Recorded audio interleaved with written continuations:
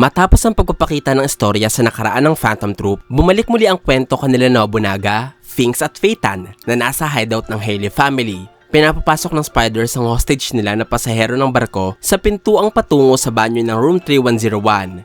Sinunod ito ng lalaking pasahero at nang makapasok, walang pagbabagong nangyari. Kaya inutusan muli siya nila Phaeton na buksan ang pinto ng banyo at magtungo sa loob ng silid.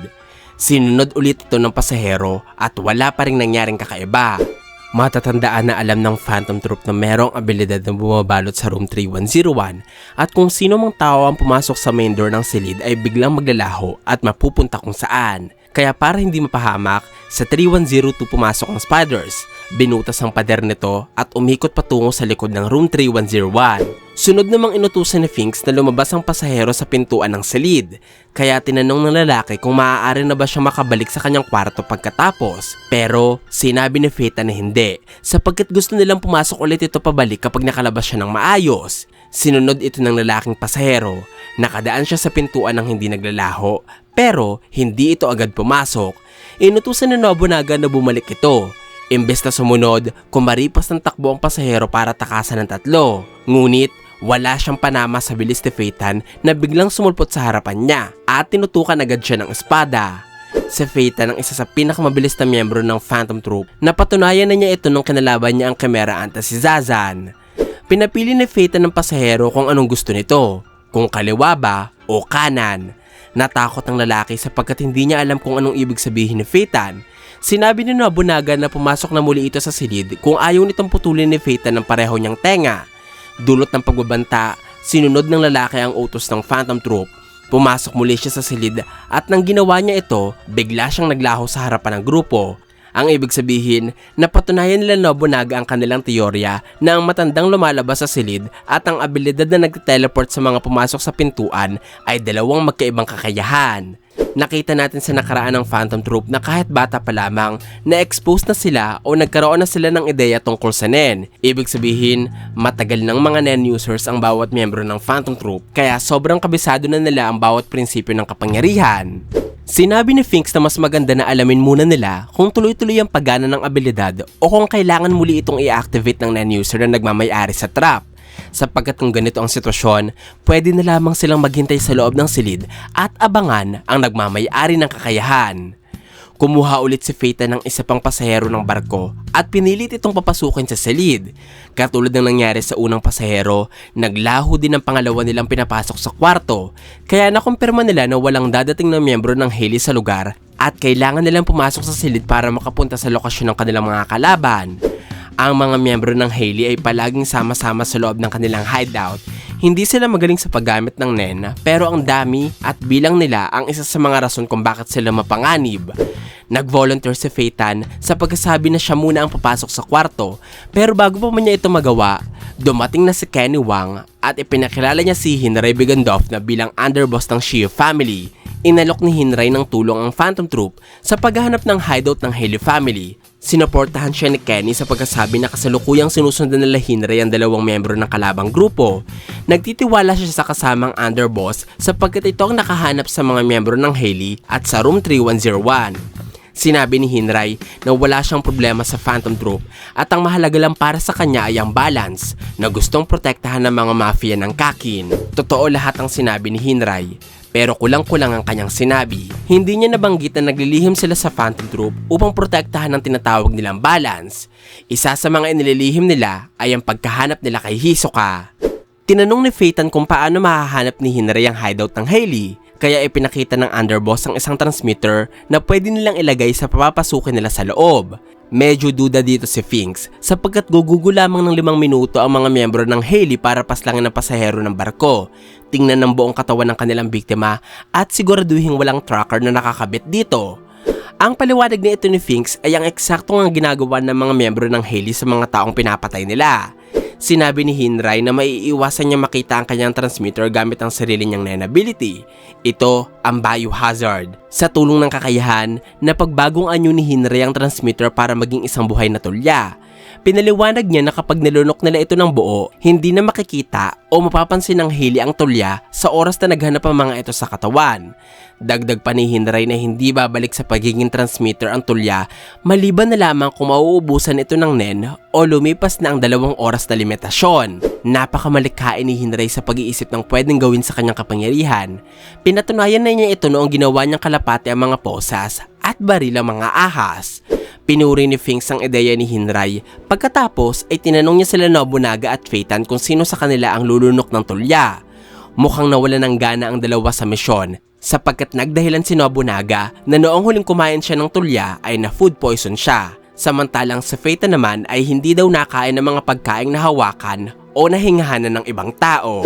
Siyempre, ang mga sinabing ito ng Phantom Troop ay pagdadahilan lamang para maiwasan nilang nakainin ng isang bagay na hindi nila alam kung may lason. Natawa si Hinray sa reaksyon ng Spiders pero agad niyang sinabi sa mga ito na huwag mag-alala dahil alam niyang hindi agad siya pagkakatiwalaan ng mga bago niyang kakilala. Sinabi ni Hinray na mayroon na siyang taong gagamitin para kainin ng transmitter. Ang taong ito ay walang iba kundi ang sarili niya kaya agad na nilunok ng lalaki ang isang buong tulya. Aksyong sumopresa sa Phantom Troop.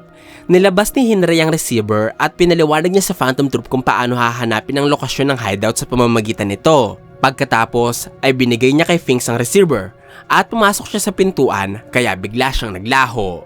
Sinabi ko na sa inyo noon na si Hinray ang isa sa paborito kong bagong karakter sa istorya sapagkat bukod sa maangas ang nen ability niya, maaasahan din siya pagdating sa pagtapos ng misyon. Sinabi ni Nobunaga na gusto niya ang ugali ni Hinray. Nakita naman ni Finks na nagbago na ang lokasyon ng transmitter, ibig sabihin napunta na si Hinray sa lokasyon ng hideout ng Hailey. Napansin nila na halos 1,000 metro ang layo ng transmitter pero hindi sila sigurado sa eksaktong lokasyon nito. Kaya, sinuhestyon ni Phaeton na magtungo sila sa gitna ng Tier 3 at tingnan kung ano ang eksaktong distansya nila sa transmitter. Nagtanong si Finks kung ano ang makikita nila sa receiver kapag nasa Tier 2 o nasa Tier 4 ang transmitter. Tinawag siyang tanga ni Nobunaga sapagkat hindi na kailangang isipin na 1 kilometer na lamang ang makikita nila sa device kung nasa taas o ibaba nila ang hideout. Medyo naggirian si Finks at Nobunaga kaya sinabi ni Phaeton na mas mabuti pang umalis na ang isa sa kanila. Nakikita na natin noon na nagkakain ito ng mga miyembro ng Phantom Troop. Normal lamang ito sa grupo sapagkat ang mahalaga ay natatapos nila ang kanilang mga misyon. Samantala, ipinakita ng kabanata si Hinray na napunta sa hideout ng Hailey family. Napaluhod siya matapos ma-teleport pero agad siyang tumayo. Naglabas ng sandata at mabilis na nagwasiwas ng kutsilyo sa kanyang likuran. Wala siyang natamaan sa kanyang pag-atake dahil walang tao sa lugar. Pero nakarinig siya ng mga tunog sa malapit at nakakita siya ng mga sariwang dugo. Kaya maaaring kaaalis lamang ng mga tao sa lugar. Maya-maya, nakaramdam si Hinray ng presensya sa kanyang likuran kaya napabaligwas siya at agad siyang lumayo. Pero nakahinga siya ng maluwag nang makita na sumunod din pala sa kanya si Nobunaga. Tinanong ni Hinray kung bakit sumunod si Nobunaga. Kaya sumagot ang Spider sa pagkasabi na mas malaki ang tsansa ni Hinray na mabuhay sa misyon kung may kasama siya sa pagkasagawa nito. Pinaliwanag din ng Nobunaga na duda sila Finks at Phaeton kay Hinray sapagkat may suspetsya ang mga ito na ang underboss lamang din ang gumawa ng patibong. Kaya pinayuhan ng dalawang Spider si Nobunaga na tapusin agad si Hinray kapag sinabi nitong alam niya na susunod si Nobunaga sa kanya. Ganun pa man, sinabi ng Spider na hindi niya naisip na iisahan o lolokohin siya ni Hinray. Mukhang nagustuhan ni Nobunaga ang katapangan at ang determinasyon ni Hinray sa pagtapos ng misyon sapagkat halos ganito din ang interes na ibinigay niya kanila Gon at Killua noong pinalano niyang i-recruit ang dalawa sa kanilang grupo. Tinanong ni Nobunaga si Hinray kung anong aksyon ang sunod nilang gagawin. Tapos ay tinanong niya din kung ano nga ulit ang pangalan ng underboss.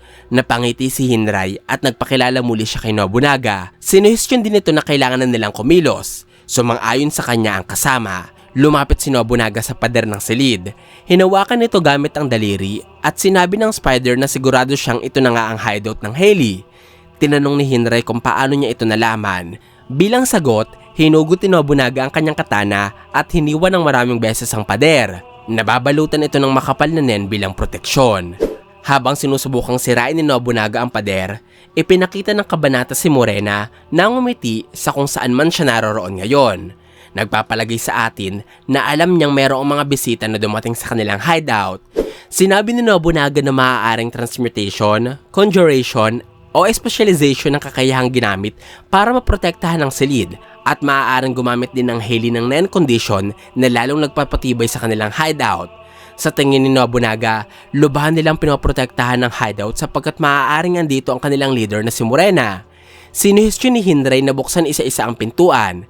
Kaya habang pinapanood siya ni Nobunaga, tinulak ng underboss sa mga pintuan ng silid. Ngunit wala silang nakitang kakaiba. Nagtungo si Hinray sa huling pintuan na nasa kabilang bahagi ng hideout. At noong unti-unti nilang binuksan ito, sumilip sa dalawa ang isang madilim na silid na napupuno ng mga damit.